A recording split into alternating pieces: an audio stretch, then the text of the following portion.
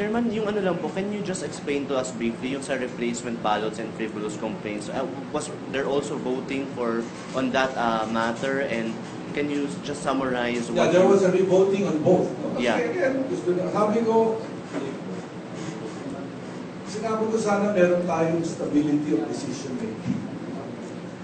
At ako naman, sabi ko bilang isang presider, sabi ko binibigyan ko naman ng lahat. Pagkakataon magsalita at magbigay ng kanilang buro-buro. Pero pagka nakadecide na, dapat Yun na. yun na.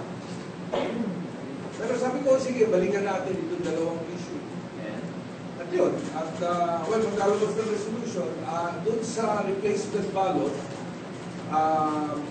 magbibigay pa rin ng replacement ballot kapag hindi kasalanan ng botante na hindi tinanggap ng makina yung kanyang balota.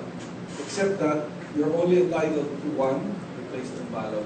At saka meron ding ilalagay na wording na basta maipakita niya na he did not intentionally deface or mark.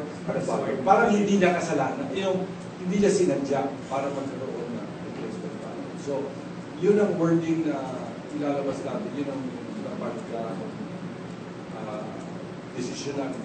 Yun naman sa frivolous complaint, meron kaming nahanap sa Omnibus Election Code, I think it's Section 11.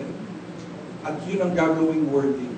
It's a frivolous complaint na parang corresponding to that. So parang mayasa. At ang magdedetermine ay ang majority ng